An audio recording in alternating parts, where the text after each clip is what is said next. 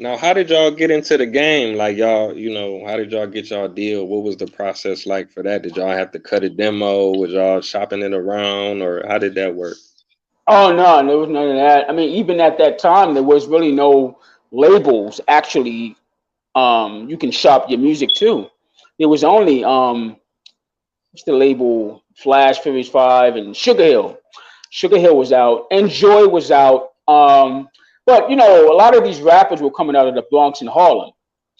I think there was Mm-hmm. only one rapper coming out of Brooklyn. That was Jimmy Spicer, who made the song, the Super Rhyme song, and Dollar Dollar Bill, y'all. So there wasn't really an outlet for rap music at that time. We won a rap contest, and the first place prize was a recording contract. So that's how we got put on into the music industry and the world of hip hop. So um, yeah, that was it. So and the label we signed to was called Tin Pan Apple Records. It was a small distribution record label, ran out of somebody's office. So it was really small, but we made the best of it. You know what I mean? So that's how we Ah, got into the game. now, and when y'all signed with them, y'all was the Disco 3 initially, or y'all had already Yeah. changed the name? No, no, we didn't change the name until we had our first hit song, which was Fat Boys, but we were the Disco Three. The management didn't really like the name because he couldn't market the name Disco.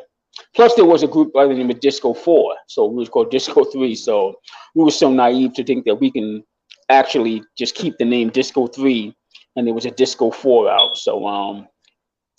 So we changed. We after our first hit song, which was Fat Boys, we changed the name from Disco Three to Fat Boys.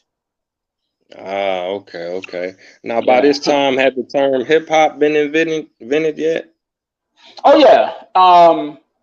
Cowboy, Keith Cowboy from the Flash and Furious Five. Mhm. He's the one that termed that had the phrase hip hop. Right, And right. so I mean hindsight is 2020. Let's say he marketed that word. Guy probably been a trillionaire to this day. I mean he passed away in 1989, but Mm. everything is based around that word. This whole culture was turned upside down because of the word hip hop, because of the culture. So everything was relevant to this particular music and this particular culture. But he coined the phrase hip hop back in 1980 when they did a song called Freedom. And well, he did it before that, but at the end of the song, he's rapping a cappella, and he said, "To the hip hop, shoe bop, the bop, take a look on your arm and check the clock." And just us hearing that, we were like, "Yo," he said, "hip hop." Like we was calling it just rap. We were just saying rap. Um, we was calling it freestyle. We was calling it freestyle. We was calling it rap. We wasn't calling it hip hop. So once he coined the phrase hip hop, that's what the name pretty much took off. And like I said, had he patented that word at the time, he would have been man. He'd been probably had more money than Bill Gates. You know what I mean?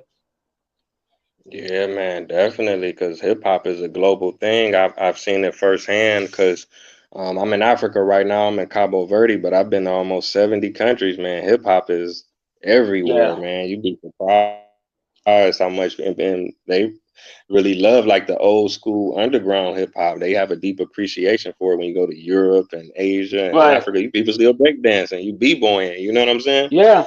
Yeah.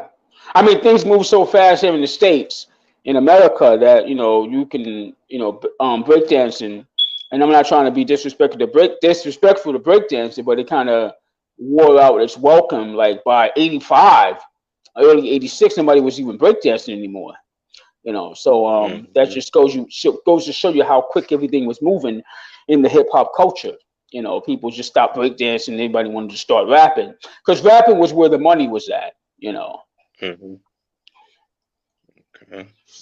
Okay, now I got a question about the beatboxing. Now, how did y'all get into that? Were y'all the first to do it, or y'all just was one of the people that made it most popular, or what was your perspective on that? Chill Will, Dougie Fresh DJ said we made it global. We didn't know Dougie Fresh. Dougie Fresh didn't know us. So we really don't know who did it first. We knew Buff because we grew up with Buff. I can Right. remember somebody actually telling us. They came on our block one day, and they said there's a guy that lives in Harlem that does the same thing that you do, talking about Buff. And we asked what was his name. He said his name is Dougie. He didn't say Fresh. He just said his name is Dougie. And we're like, well, we never heard of him. He said, well, y'all should hook up because he's doing the same thing as your boy is doing, which is Buff. But like I said, I don't know who did it first because I didn't know Dougie, and Dougie didn't know us. So Dougie did hit me up with some text messages over the summer and saying stuff like he was giving me flyers from back in '82 and say, see, Buff name wasn't on these flyers, and Buff, I'm not trying to be disrespectful, Rock, but Buff name wasn't on this flyer. I was out, but you got to remember we couldn't go to the places in Harlem. We were too young to get in, so of course we wasn't rocking at places like T Connection and Rooftop. We couldn't get in. We were like, we were just getting into high school. So we're like 15 years old. So how can we get into these clubs? You had to be 18 and over. So I really don't know who did it first. But, I give respect to both of them for laying down the foundation.